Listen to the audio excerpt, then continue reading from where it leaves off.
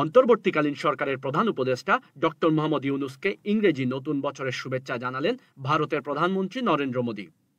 জানা গেছে, নতুন বছরের শুভেচ্ছা সম্বলিত একটি কার্ড পাঠিয়েছেন ভারতের প্রধানমন্ত্রী। সেখানে নরেন্দ্র মোদীর সই আছে এবং নতুন বছরের শুভেচ্ছা সম্বলিত একটি বার্তা লেখা আছে।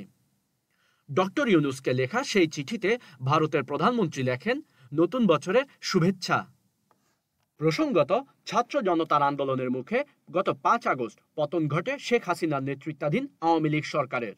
এরপর গত 8 আগস্ট নোবেল জয়ী অর্থনীতিবিদ অধ্যাপক ডক্টর মোহাম্মদ ইউনূসকে প্রধান উপদেষ্টা করে অন্তর্বর্তীকালীন সরকার গঠিত হয়।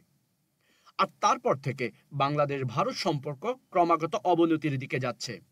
এর অন্যতম প্রধান কারণ হলো গণ অভ্যুত্থানের মধ্য দিয়ে শেখ হাসিনা সরকারকে পতনকে ভারতের পক্ষ থেকে মেনে নেওয়া কঠিন।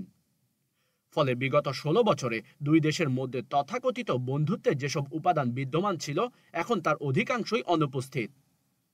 শেখ হাসিনার আকস্মিক পতন ভারতের জন্য একটি বড় ধরনের ধাক্কা।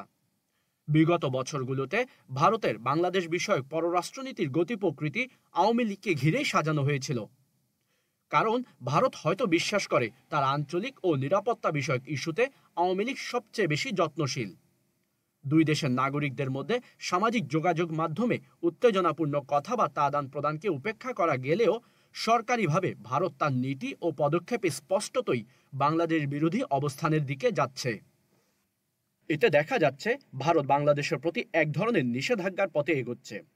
ভিসা প্রক্রিয়া প্রায় সম্পূর্ণরূপে বন্ধ, প্রয়োজনীয় খাদ্য ও চিকিৎসা পণ্য রপ্তানি বাধার মুখে পড়েছে।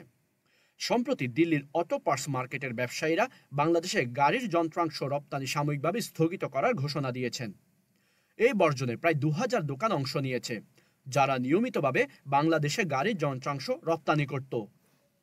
বাংলাদেশের পরিবহন খাতে এই বর্জনের উল্লেখযোগ্য প্রভাব পড়বে বলে ধারণা করা যায়, কেননা গাড়ির রক্ষণাবেক্ষণ ও মেরামতের জন্য ভারত থেকে আমদানি করা যন্ত্রাংশের উপর বাংলাদেশ ব্যাপকভাবে নির্ভরশীল। এই খাতে বাংলাদেশ ভারত থেকেই সবচেয়ে বেশি আমদানি করে থাকে। সাম্প্রতিককালে মহারাষ্ট্র ও উত্তরপ্রদেশে অবৈধ বাংলাদেশিদের আটক এবং তাদের জন্য সেফ হোম স্থাপনের কথাবার্তা চলছে। ধারণা করা হচ্ছে এসব পদক্ষেপ ভারত সরকারের দীর্ঘমেয়াদী কৌশলের অংশ, যা ভারতের জনগণের মধ্যেও বাংলাদেশ বিরোধী মনোভাব ছড়িয়ে দিতে সহায়ক ভূমিকা পালন করতে পারে। বাংলাদেশ বিরোধিতা এখন কেবল একটি নির্দিষ্ট রাজনৈতিক দল বা মতাদর্শের মধ্যে সীমাবদ্ধ নয়, বরং এটি ভারতের সমন্বিত পররাষ্ট্রনীতির একটি অংশে পরিণত হয়েছে। ভারত ক্রমান্বয়ে এমন একটি নীতির দিকে অগ্রসর হচ্ছে যা পাকিস্তানের প্রতি তাদের কঠোর অবস্থানের সঙ্গে সাদৃশ্যপূর্ণ। বাংলাদেশের ক্ষেত্রে এখনও সেই মাত্রার কঠোরতা দেখা যায়নি, তবে ভারতের সংসদে বাংলাদেশ নিয়ে নিয়মিত আলোচনা থেকে স্পষ্ট বোঝা যায়, শিগগিরই তারা বাংলাদেশের সঙ্গে সুসম্পর্ক স্থাপনে আগ্রহী নয়।